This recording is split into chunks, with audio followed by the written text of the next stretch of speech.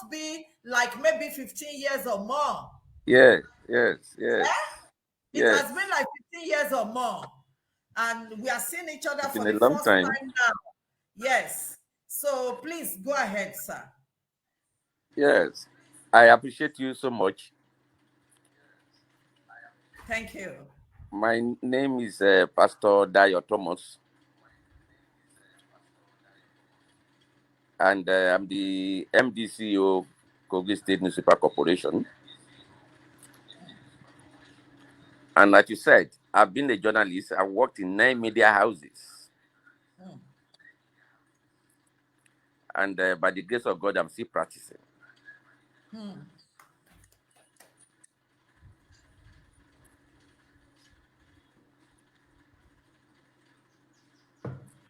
Thank you very much. Oh, I thought maybe you just continue. Oh, So that's just the brief introduction. okay, that's brief introduction. Yeah, my people, you see that I'm not bringing you a small fries. I don't know how much I will pay Mr. Dayo Thomas to bring him up here. Okay? He's an MD of a newspaper and he has an experience that he wants to share. How do we go? And please just stay with me. I want to play a video for everybody to watch this video. Somebody from US sent that voice note to me and begged me to play it on my platform. Will you wait, or you want to go ahead first before I play my video? Mr. Thomas. Oh, Pastor Thomas, sorry. Do you want to continue or you want me to play my video? Hello, Pastor. Can you hear me? Do you want me to play my video? Okay, I'm at liberty. Thank you very much. Okay. Okay, let me quickly brief you on this. There is a man they call Ikechi. We were both in the synagogue, okay?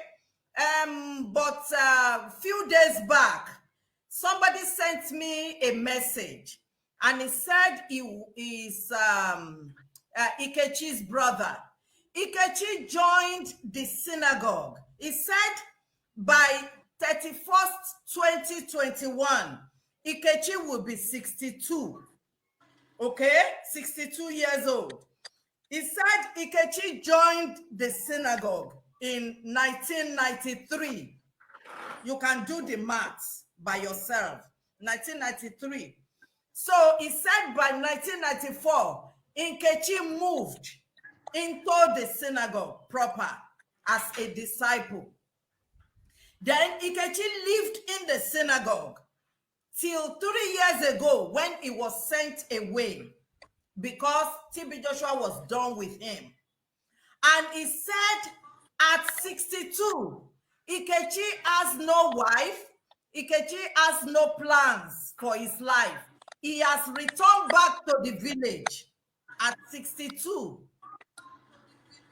Because many of you say, TB Joshua has money, he gives money out, and all of you saw that after he died, you saw the condition of his father's house. You saw the condition of his brothers in the village. You saw that he was not reaching out to them. So, meaning that what he's doing on social media is just to deceive you, all right? So his disciples is not doing anything for them. He just wastes their lives. We thank God for our lives, that our life is not wasted, okay?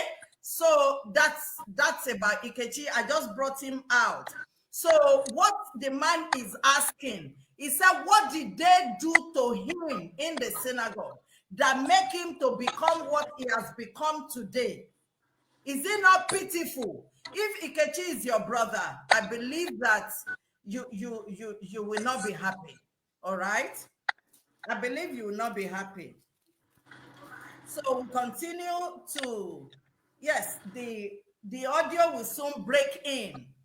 All right? I just want you to see the message that man said, so that you can see the condition. There are a lot of disciples that they have come out, that it's Morning, Sister my Bisola. that it's our foundation who is taking care of them. I'm telling you, it's our foundation. Sending some to school, sending some people go to Bible school on our platform.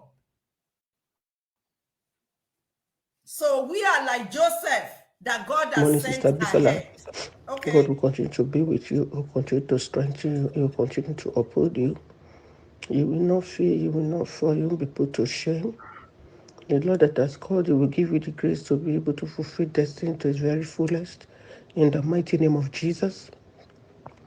I was going through, surfing through the YouTube recently, and I saw, I've been hearing about you, but recently I was just going through one of your YouTube um, like a live session you did, but in the past. So, as people were talking about their experiences with the squan, my mind went to my uncle. My mom is immediate junior brother. My mom was the first child of the family of 7. The father, their mother, and 5 kids. They were 6, but they lost one before. But even though that was a child during birth when the child was a baby. So they were all together, and my mom grew up, did everything, met my father, and like that, they married.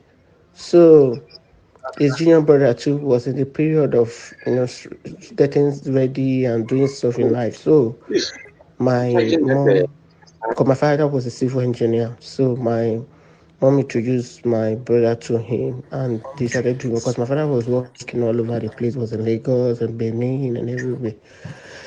So my mom practically brought the brother to Lagos because they wanted him to come and be working and doing everything, in one part of my dad's work. And as Sam went he went to start doing his own. So I don't know, he started having some challenges later. Even though I would not call it too much challenge, because as at that time he had his own family. He could take care of his family. He had his family. He has his wife. He has um, 3 sons and 3 daughters. And so, to me, I just say that at times when we are not content, at times we want to look for more, seek more, and then we get ourselves into some unnecessary trouble. Because I think most problem we Africans we have is that we don't really know where to stop. It doesn't mean you must have everything in this whole world. You have a house, you have a family, beautiful family. You go to church, go. That's okay. If God decides to bless you or bless the kids or do something, well, that's his choice. But for you to begin to look for one thing or the other, going from one pastor's house to the other and get yourself into trouble. So to start the story of my uncle with Kwan, when they started that church, there was one place, it was like a slump there. It was not where it is now. It was like a slump. They normally go there, they would take water from like a stream, something. I remember because at the time it started, then I just got married in Lagos. So he would say, my mom, maybe the water is this, so let's go there. I remember went there. I went through him. So I know what I'm talking about. So that was where from there, that's where they started selecting the people that would be ushers and be this and be that. Maybe then that was when you started, or maybe after that, I don't know. But I knew he was one of the usher. His name is David Aigbeka. David, tall, handsome guy. If you look at maybe those first videos in the church, maybe you will see him walking. I remember once or twice when I went there, for when after they built it was not like this building, it was like a canteen, like they used zinc and demarcated it with wood round, and the altar was in the middle, circle like that, if you remember then. So, and he worked tirelessly with that man. In fact, they started having issues in the house because the wife would say everything. You're always in the church. His stickers was everywhere in his house. Where he's putting his head, the sticker is there, the family and everything. But I just discovered that the relationship with him and the wife started deteriorating, and the woman would complain, and I would talk with him, and he would say it's not like that. It's like they did not understand themselves no more. It got to a time she was saying that the wife must come to school with her. The woman said she when she gets there, she doesn't feel at ease. The woman is from a royal family in Edo. So she said she doesn't used to feel at ease, but one or twice she decided to still go. Not quite long before we know what was happening, they started having issues, but they couldn't come out to say it then. So, but we now discovered that the woman fell sick. This is a very vibrant woman, very, before you know what is happening, she had something, they say she died. Then, it was when during the burial, because in Edo, we have a tradition of doing this, that my brother now said that the wife did society things. What did he do? We were shocked because what he said the woman did in the history of our generation, even from the kind of home that woman is from, is something that is forbidden. But it did happen. We discovered that the first son that he had, the first son that he had from my brother, that he said the son and her, they were having, kind of a knowledge of one another, mother and son. It was a heartbreaking thing for the family because it has never happened in the history of the family, both sides, both from the father's side, both from the mother's side, the husband's side, and the wife's side. So it was something we could not really discuss or tell anybody. We just said, okay, but everybody was praying, and, you will not believe those children became so wayward. Became so we tried to do everything. The family went into the traditional thing to make sure there was nothing affecting them. But no, the children became something else. So not quite long, before you know what is happening too, my uncle got sick again too. Not quite long. It was not like the interval was a year. He became sick and it was so serious. Then I was just trying to settle him in life. I was not really financially stable, so I ran to synagogue to say, I know that my uncle have been with you guys for some time, so you guys can, at least if he's not feeling fine, that should be the first. I think they should even check for him since it's somebody that has been so loyal and has been working there. Nobody really checked on him. So there's another of his friend that was going there too with him, and I went to see that one. I said, I should go and tell them in the church too. So I went. I was so sick. We took him to the hospital. He was there. Can't even do nothing no more. He was just sick. We just discovered that something was just coming out from his body, the side of his side, one side of his buttocks. Was just coming out like that. Coming out, coming out. So I went there and I told them in the church. They said I wanted to see the TB Joshua. They said I should wait to. I waited throughout the whole day. They now said, sorry, people are too much, I should come back. I was shocked because somebody that was so loyal, your phone, those are one of the first options you had. And at his age, for him, then you are giving me this type of excuse. I went again another time. So they said, I should not worry. When I started getting angry and this is bad, why you people being so wicked? And I said, okay, I should go. I should give him the address. Okay, they know him. They even called him that they will come. Until the day we lost my boy, when it was not becoming true, he couldn't survive again. They have to take him home, and he died. None of the represented, none of them check on him. And after that, they became, because they're still young. The home scattered, the things their father had, they sold it. Even as I speak, we cannot really see this is where they are, except for the last one that called my mom the other day and I was trying to find out where they are. They were not coming for to say. So it's so saddening because when you watch people come up and say, oh, what Ebisala is saying is a lie, and I look at people and say, because you don't have your own experience. People have experience. Yes, we are saying that he's giving people this, he's going to help people, he's doing that. What of the people that are underground that have been destroyed, that cannot even come out, if not for social media? How will I know? How will I even say what I just said now? So there are so many of us, so many people with their sin all over the world. But I just thank God for my life today. I thank God that I know now, and I can be able to check generations coming, or even children, and tell people that you need to be careful of where you go to worship. So I just pray that that God is using, that you will not fall, you will not fail, you won't be put to shame, you will not be distracted. As you are focused, you'll be focused to the very end, and God will use you to really, really do what He has called you to do. Because I was looking at when you were talking that you were from a Muslim background, and I was like, wow. If God can do this, it means God raised you up for this reason. Yes, you would have gone through so many things, but this is one of the major reasons. I pray that God will enable you to be able to fulfill it to the end. God bless you. I appreciate your work. Bye-bye. Thank you very much. Okay. Yes, that's what she said I should allow people to hear, because there are a lot of things going on in the synagogue that people don't know. Okay, there are a lot of things that are going on that people don't know. A lot of things going on that people don't know. A lot of people do not even know the time this woman was talking about when synagogue was in Shanti. When TB Joshua usually he will take a sultana. I don't know if anybody a garment. He will take a garment, a dress, and cut it into pieces and give it to people to eat. That was the time frame she was talking about. And that was the time the brother joined the usher. And the brother worked as an usher from that time till they moved into the bigger auditorium. And when the man got sick, nobody visited him. Nobody visited him. And the wife died. She also mentioned that the children also became wayward. Those are the children that were brought up in the synagogue.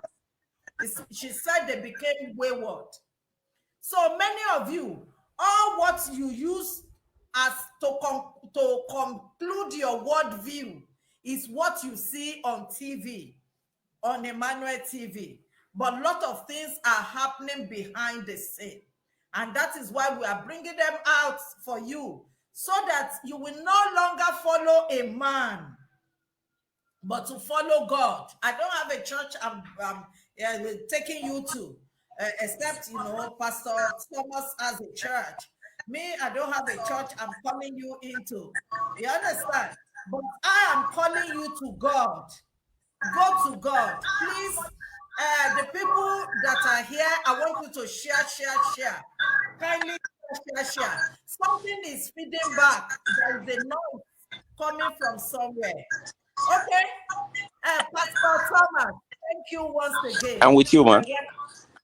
Thank you very much. So the platform is yours. Thank you. I really appreciate you, Evangelist Bishola.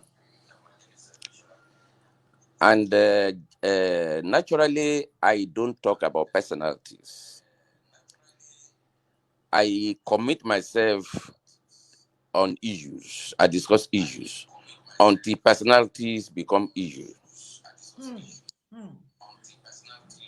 And one of the many reasons I'm doing this is not really because of the single person, Joshua. Honestly speaking, it's just because of his likes that are still everywhere. And we really need to let people know so that they can decide and build capacity to discern. Build capacity to discern. Yeah. Thank you. You see, because it is very, very impossible. Because let me tell you, somebody like TB Joshua capitalized on the weakness of many institutions in our country and on the gullibility of the people and just begin to deceive them. And in the process, I got deceived. I met him 20-something years ago, and he invited me. As a matter of fact, I wrote a story in the week then. I was a reporter. And the title of that magazine is Magic in Pentecostal Churches. And I tried to look at about 7 to 8 pastors who has styles that did not conform to the standard of the kingdom. I traveled to Benin, and I think then it was Ibn Edon that was the governor, and the wife then had the pet project, First Lady, that was repatriating ladies from Italy who went there on prostitution. And this particular time, there was this pastor who claimed he was a Pentecostal pastor, but there was this confession by some of the guests that were repatriated from Italy that he was doing juju and he was using pregnant photos from pregnant women to pray for them. He will ask them to bring new pants, new bra, and all of that. To one of them was actually repatriated back to the country. And in the process, they started making confession. So I traveled there, and that thing actually became an impetus for introspections. I began to see other people who were like him. And I wrote a story. I had never met TB Joshua before. And I wrote a story. I also traveled to in Lagos then.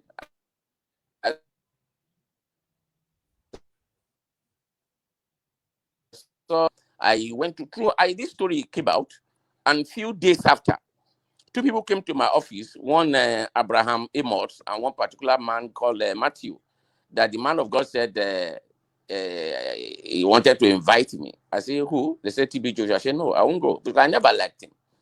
And he brought an envelope, which I rejected, and they persuaded, I never took the money. And I told my friends, they insisted I must go. I said, I won't go. Matthew and Amos came back again.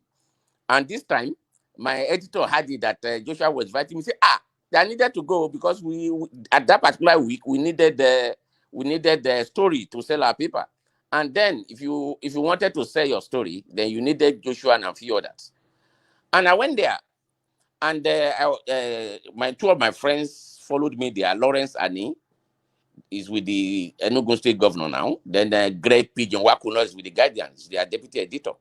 I went there. And though that particular day, I never got to meet him, but he was just like the other woman said. The synagogue then is not like it is now. It was a shanty with bamboo and some of the thatched roof everywhere. And in the process, he made some gestures. He recognized my presence. I went back, and he invited me again. I met him the first time I met him, and one thing about him, he has this uncanny way of trying to intimidate you for the first time, and I was ready for him. He said, Dayo, you're welcome. I said, I don't like you. He was shocked, and he sat down. Said, you don't like me? Say, why? And I told you that all those miracles. Sorry, Pastor Thomas. What led you to that? We miss it. Can you repeat? Okay. What happened was that he after he did all his miracles and all of that, he invited me to a room, a very small room then. No synagogue was not as big as this then. And he said, Dayo, say, what do you feel about me? I said, about you? He said, yes. I said, I don't like you. He was shocked. He sat down. I said, why? I said, because all of these things you are doing, I don't really believe it. He said, what of my editor? Simon Kolawole? I said, that one is even worse, does not believe in you. And I said, but in fairness, I had a cousin then, Shola Ogbomide, that who liked you. And the relationship started from there. And honestly speaking, I am qualified to be called an inner carcass of the synagogue, then the synagogue family. Apart from few of you who were the innermost carcass. You see, it started from when we are telling them, they don't know. We were the innermost carcass. We can tell you. Yes. I must agree. I must agree. And you see, you can imagine somebody, a particular year, I saw TB Joshua every day for 11 months.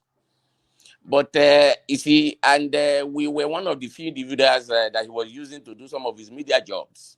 We were very close. We were extremely close. Yes, we were extremely close. To the extent that Joshua... Pastor Thomas, you mentioned you were one of the people in our caucus that he used for his media jobs. Yes. We would like to know some of those media jobs.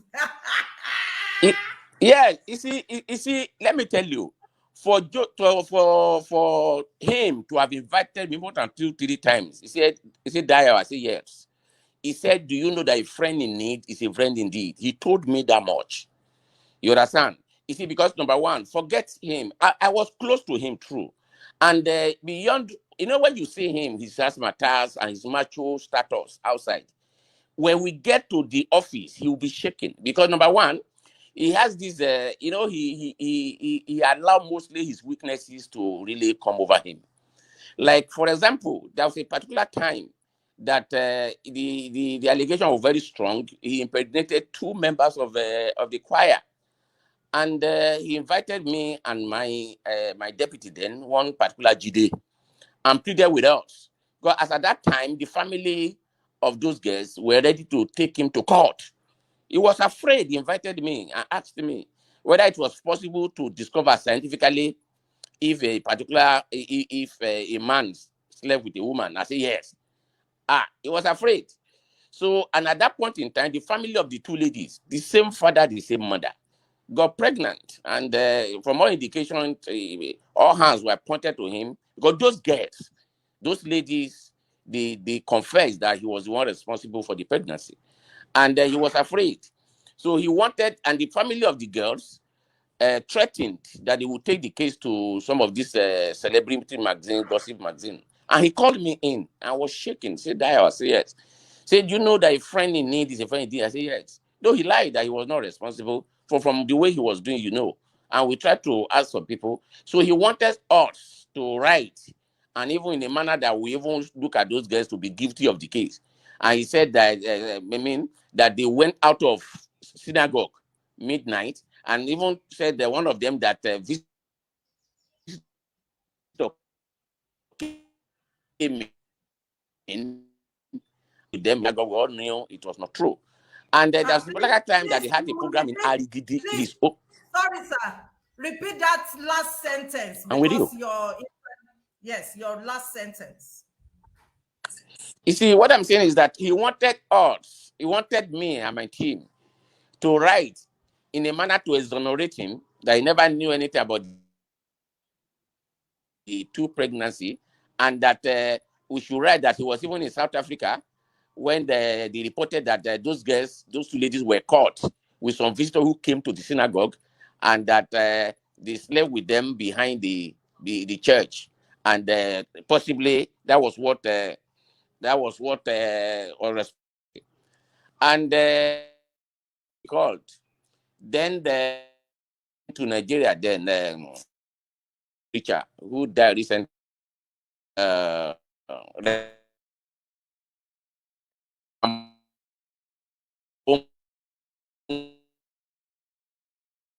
was going to his town. So he had to cause crisis using the youth to fight the elders in Khan. This thing, I'm very sure it is very strange to, because at the point in time, he tried to cause crisis between the elders and the youth. So to the extent that even for that crusade to hold, I was in Arigidi, and he gave us a bus, and we went in there. And the thing is that they caused the trouble, then we report as if now, and many things like that. You see, but I must confess, you see, the relationship did not start like that.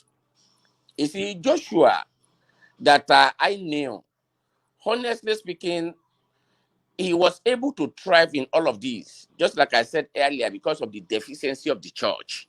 You see, the church has abandoned its primary responsibility, and it began to manifest in a manner that is really not worse. You see, he knew the gullibility of the society, and he was able to capitalize on that, giving money. I told you sometime, when he opened a media house for me, the media house was known as the Exclusive. He called me that God told him to open a newspaper for me, and I believed him. And I must confess, he brought in real money to open that newspaper. He bought me even a car, and my deputy another car, and we're using it. And in the process, he called me again that he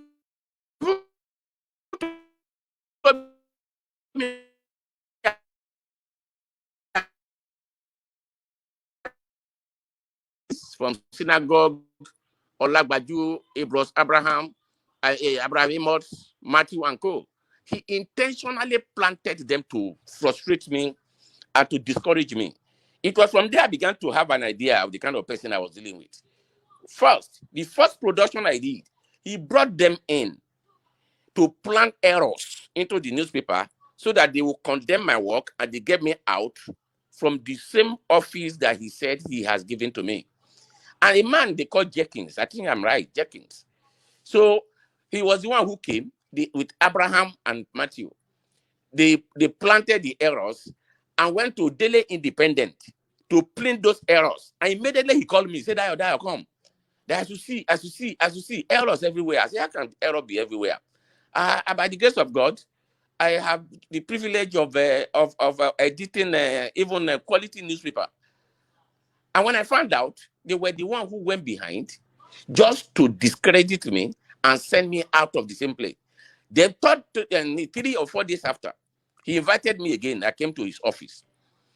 I never knew that Joshua gave money to Abraham Amos to go to CAC, to go and change the names of all my directors and brought in other names.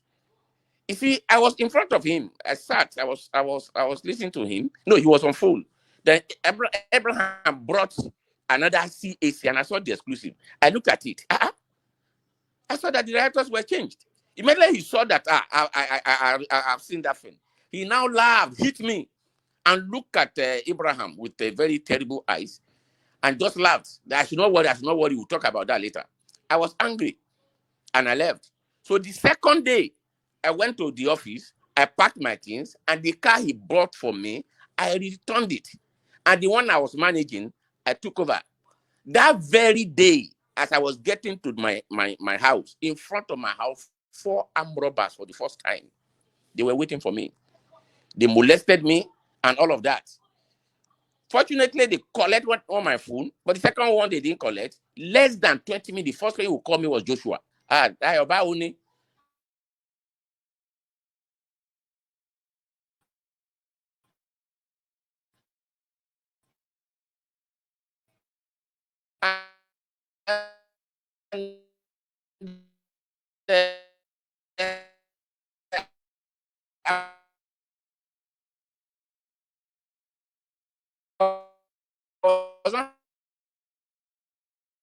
You see that building yes. that normally when I stay there late at times, that was what I slept.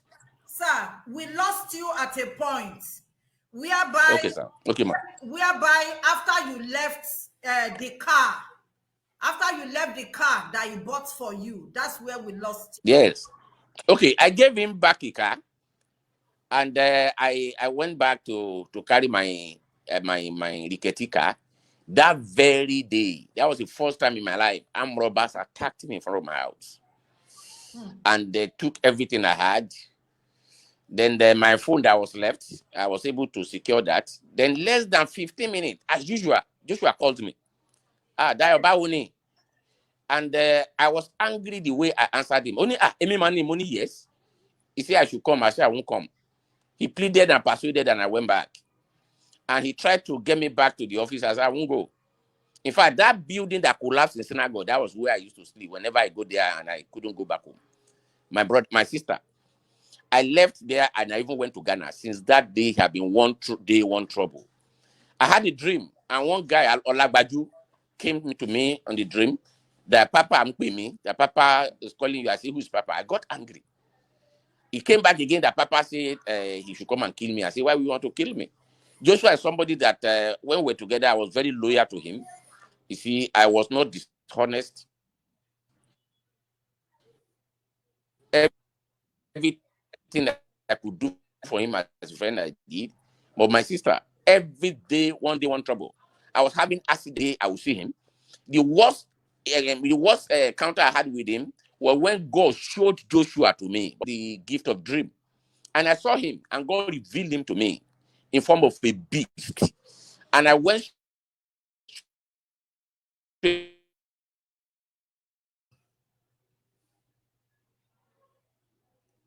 Oh my God.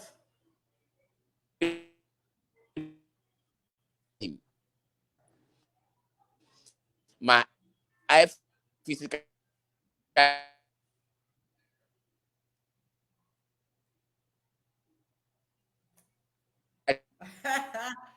Oh my God, we are missing that.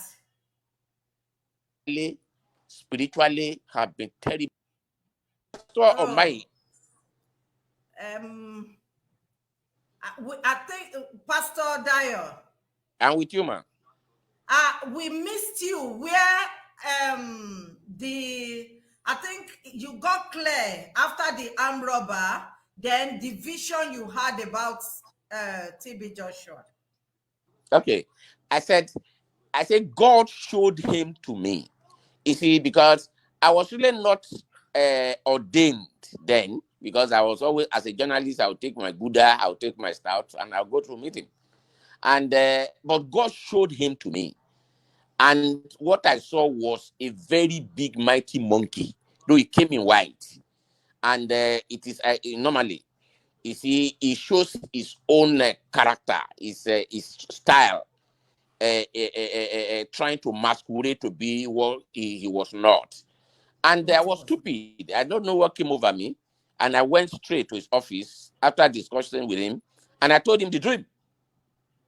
And he just looked at me and just wrote that and just pointed to a program on TV. My sister, that was the end. Since that very time, it had been one day, one trouble. I was having accident almost on a daily basis. At the point, my friends called me, that you better go and beg him. I said, beg him for what? And whenever I had those accidents, he would be the first to call me. At a point, a man called me that I should go to that Oregon Mountain of Fire. I should go there for deliverance. And I went there. They asked us to off our phone. Stupid again. I didn't off my phone. I put it on silence, vibration. We started up to 20 minutes. The first person that called me was TB Joshua. Dio Ibulowa. I said, Mabo. I'm telling you, I left again. You know, I was gullible. I was stupid. Since that, I'm talking of something that happened almost 16 years ago. I've not gone back for that deliverance. Since I've been one day, one trouble, one accident upon accident. I went to Erio Mountain. I went to where they buried Babalola. And people are never even told about my relationship with Joshua. They will come and say, church here, were you going to the church or you have business together? There was a time a prophecy came that they should do deliverance 1 p.m. at one of the Babalola Mountain in Nikiti. Just few minutes to one, the sun went in. We waited again. We went to this mountain again in Kwara, and we did the prayer. My sister, thunder drove everybody to the extent that those who were praying for me at a point they had to hands off because it became very risky for them. There are people who can testify to this. Many of my pastors, Apostle Adewumi Ajisafe, the man has tried, and there's so many evangelists, Dele Akomolafe. You see, we have that I am alive today can only be God. And we are saying all of these. You see, because it is not, there are too many of the Joshuas. Just like Amana said, Judas Yotolaye. You see, there are too many of them. And we need to educate the people to let them know. You see, we are the one that are very close to some of these people. There was a time that Joshua insisted he had to give me a wife, that he wanted to marry for me. There was this Ajia from Okene, this Ajia, very beautiful woman, who had a daughter. And you see, that is one of the ways he was doing his things. He said he was going to give me a wife. I never even knew who the lady was. So one day he just called me that I should come to his office. Immediately I entered that. And please stop embarrassing me. Why are you doing like this now? He has been worrying me that your daughter, I was even shocked. You see, but for me not to embarrass him, I said, that's true, man. That's true, man. He said, leave my office, Daddy office me. I not left. I came down to the supermarket. Later, he sent for me again that Ajia said she likes me, and that she will agree that I married the daughter. Do you know, as this was going on, my elder sister, I'm very sure for the first time she'll be hearing this. She called me that I had a dream that Joshua wanted to give you a wife. I said, no, that is a lie, it's a lie. So at the point, you see, I became scared. So I had to ensure that that plan never worked. You see, some of these things, it's difficult for people to actually believe. You see, because number one, you see, there's a lot profound deception when you have to deceive people with gestures, with gifts, with money. Let me tell you, man, I don't think very few people have given me the kind of money Joshua had given me. In fairness to him, I'm telling you, Sebi, you were the one who took over my paper that Joshua opened for me, the exclusive. That's When right. I Do was, you know that I have the story here. I have the story here. When he sent me to that newspaper house as the MD, I have the story here. See, when I write the TB Joshua, I know. See, I've written this book 2015. You wow. understand? And you are coming here to confirm some things. This is not just fables. This You is see, so real story. so you Go see, ahead. so so the thing is, you see, there are many Joshuas around. So what we are trying to do is, by the time you look at him, they have their strategies. You see, they will pretend to be real. And Jesus Christ had warned us before now that one of the major signs of the end times, beware, is deception. Is deception. When I was the editor-in-chief of that paper, for more than 11 months, I must credit him. He was giving me 5,000 every day apart from my salary. You see, the day Joshua gave me 300 and something thousand, I had a lady I wanted to marry. She was in UTB then. When he saw that money, say, hey. You see, but the irony is, this money, you never see it. Plenty money comes in, and before you know what, the whole thing is going.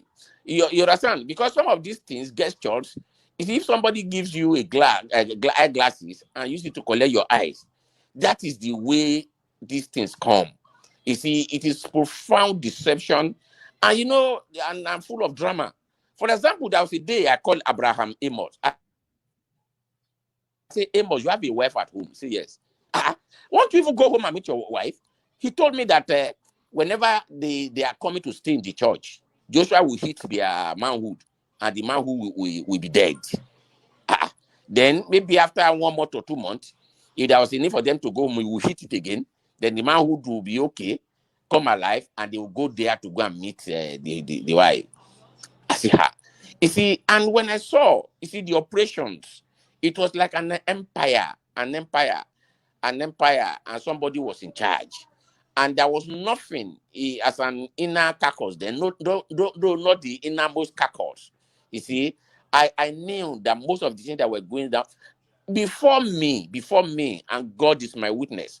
There was one of the disciples, very young lady, that lady cannot be more than 15 years, very young, black. Joshua was talking to this girl. I was pressing the breast before me. All of that. All of those things. You see, but in fairness, I didn't go there for salvation. I didn't go there to be a church member. He wanted me to be a church member after he opened the media house for me. And I told him it was not right. You see, I cannot say because you invested so much in me, and I will leave my church and come. When I told him this, he never liked that. And immediately after that, he was plotting. He will always be plotting. He brought 2 of us there to come and lead the magazine.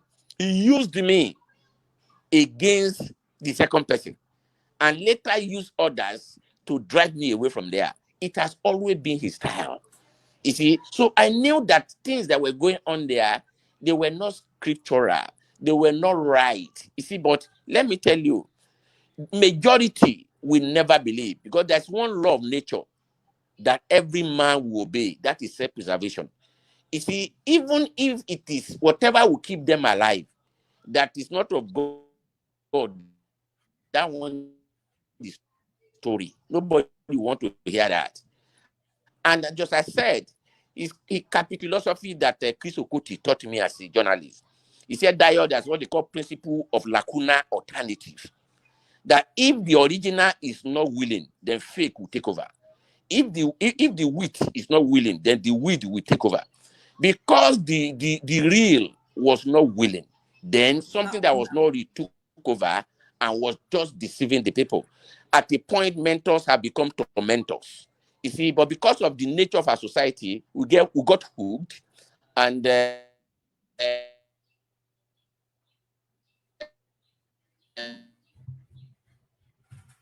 oh my God. we were enjoying it. Last time he invited me, one ASP, a policeman, wanted to, I think it was a wedding, and they acted in a manner that will keep Baba Salah even envious of you people. Most of those things were drama. We knew it. You see, but he was a friend of mine. He never called me to pray for me one day, apart from the last day when I was angry with him, very, very angry because he was not real. He was dishonest, and I told him I was going. He now signed money again and give to me. When he gave me the money, I said, no, I'm showing that into your ministry. Ah, Dayo, you mean it? He said, kneel down, let me pray for you. He prayed for me, and I left. My sister, it had been one day, one trouble. It's unfortunate because this thing I'm telling you, ordinarily would have been a chapter in my autobiography. There's a book I am writing. I call it From the Newsroom to the Pulpit. And it's unfortunate it's not around. And we just needed to do this so that we educate the people. There are many Joshuas around, many of them.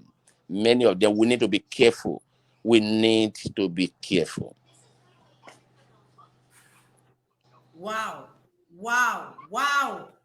Even though the internet did one or two razzmatazz, but we were really blown away. Oh my God, all these things I know, but I just want you to share with people so that people will, so that our past will not be people's future. You understand? Yes. Yoruba usually say that babaku, that is, the Baba is dead, but another Baba is alive. Okay?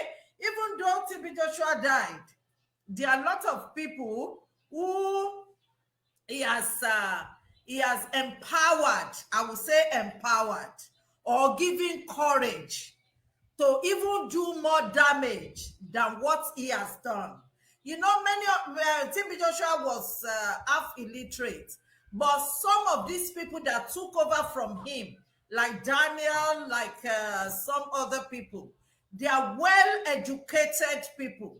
So their packaging will even be more deadlier than TB Joshua own, except that the covenants of TB Joshua with darkness may not be with these people, or they are initiates. You understand? So when I'm getting you, man. When TB Joshua said you must join the synagogue at all costs, what he wanted to do is to initiate you finally.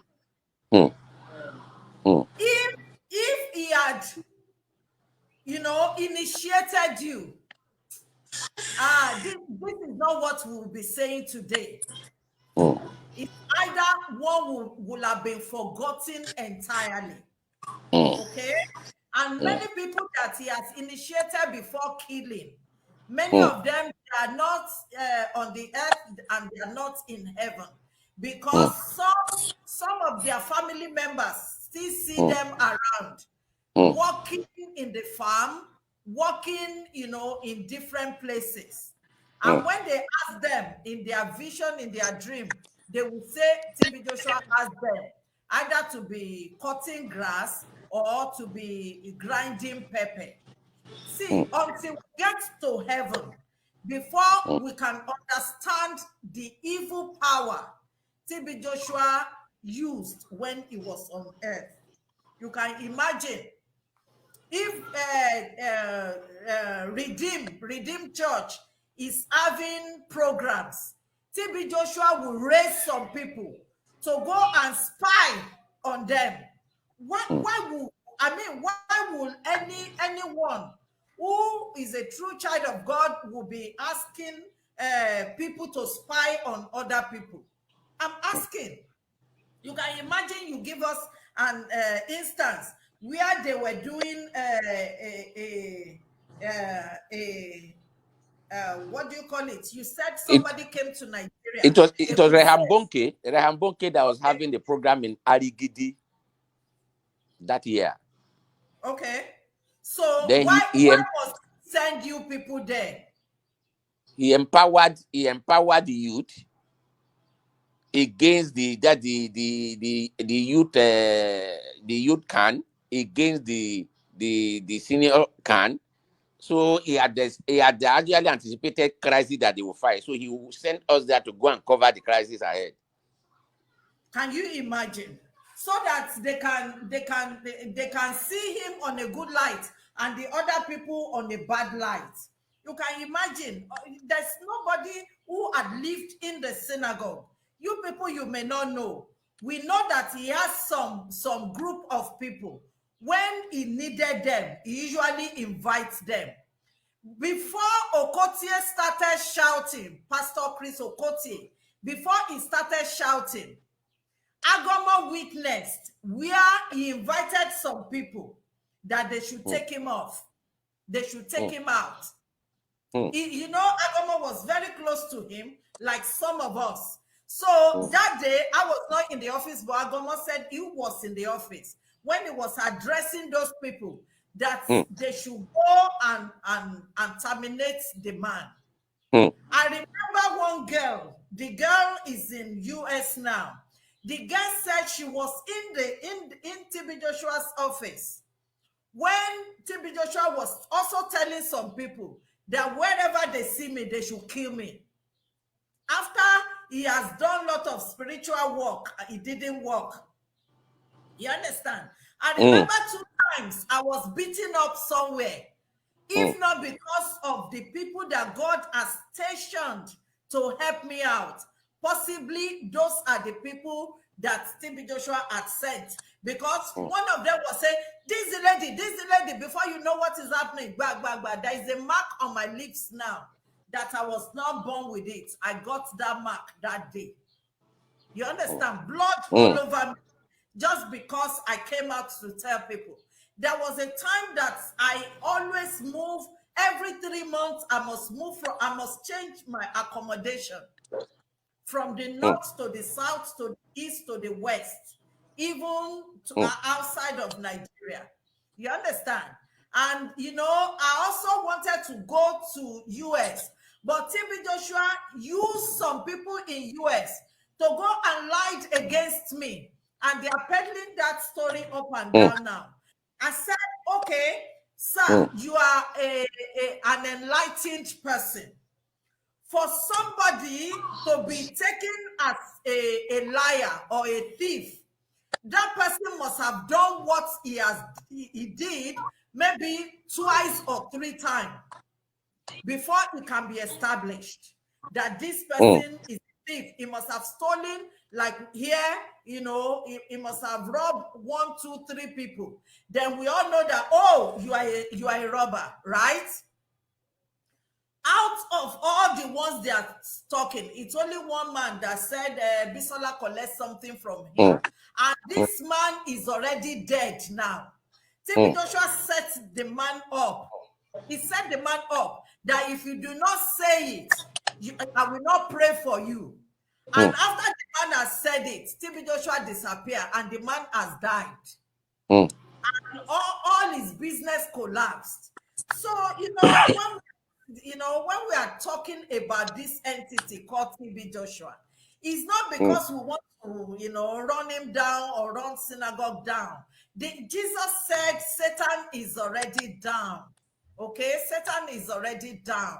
So it's not until we come and say, no. See, 2 weeks ago, if I'm really banking on running down activities, some people approach me and they wanted to sell me. They want to sell a video to me.